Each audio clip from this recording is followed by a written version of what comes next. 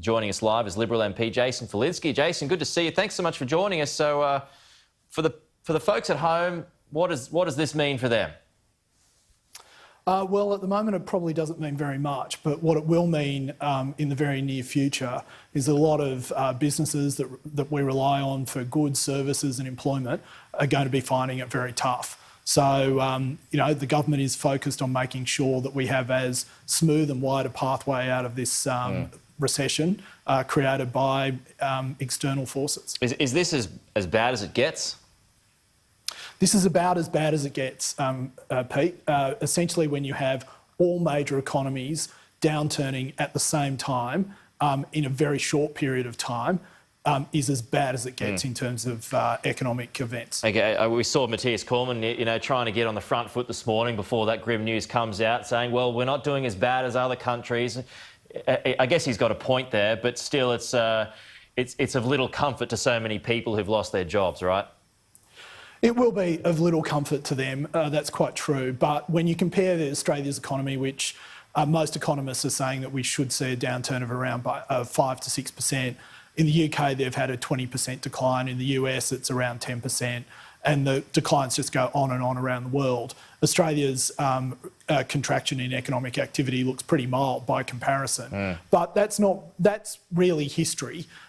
The thing that we need to focus on is the future and how we get back to growth and sustainable growth as quickly as possible. Well, a few points on that. First of all, the RBA is sending in another $100 billion worth in cheap loans for businesses at the moment. What sort of an impact can that have? Well, that's going to be critical, because where things get really bad in your economy is when your payment system and your lending system start drying up. So the RBA's emergency loan facility encourages financial institutions, or allows financial institutions to continue the flow of credit into the economy.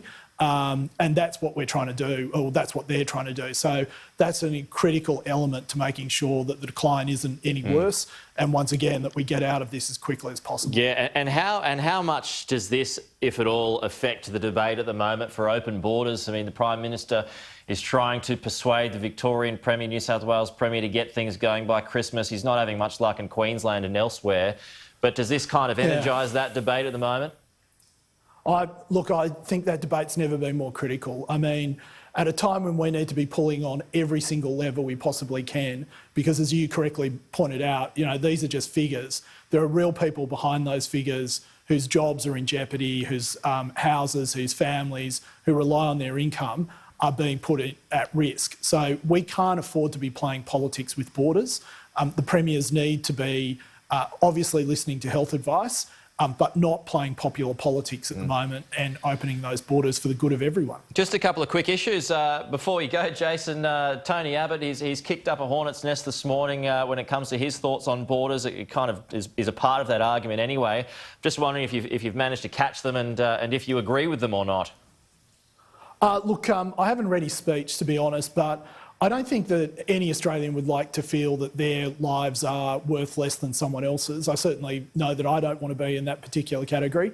So, look, I think the broader point, though, about whether the measures we're taking, for example, closing borders instead of looking at individual hotspots, is an overreaction and is costing more than it's doing good in terms of health terms. They're reasonable questions to ask. Well, I mean, one of the quotes he said too, and there's quite a few of them, he said, we've all had 6 months, surely it's time to relax the rules so that individuals can take personal responsibility and make more of their own decisions about the risks. Does he have a point in that regard?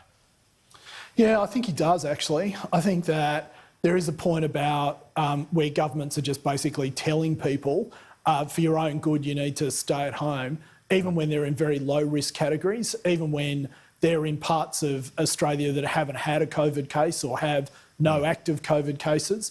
I think that that's pretty heavy-handed, to be honest. Yeah, and just finally, John Barilaro, he reckons that the Sydney's New Year's Eve fireworks spectacular, well, it can't go ahead. Can't go ahead this year. The Tamworth Country Music Festival's off in the country region, so why should Sydney have its own fireworks? Do you agree with him? Well, John's pretty spectacular, I've got to say. But look, I think the fireworks might be more spectacular. What's in spectacular in what regard? Oh, I think he's been on your program, Pete. You know, he's a pretty good performer. No. But look, I think the fireworks are such a major event for Australia, both here, but more importantly overseas, in terms of being an attraction for other people. Now, everyone will say, well, no one can come to Australia at the moment anyway, but you never take your foot off the gas in terms of making sure that you're prominent in people's thinkings about where they're going to go for their next holiday. And look, as I say, you know, at a time when we can't be not pulling every lever we can in terms of sustainable growth, I think that this is something that we should do. And whether we need to manage the crowds differently, that's a separate question. Yeah, that is a big question too. Jason Falinski, good to get your thoughts. Thanks for joining us.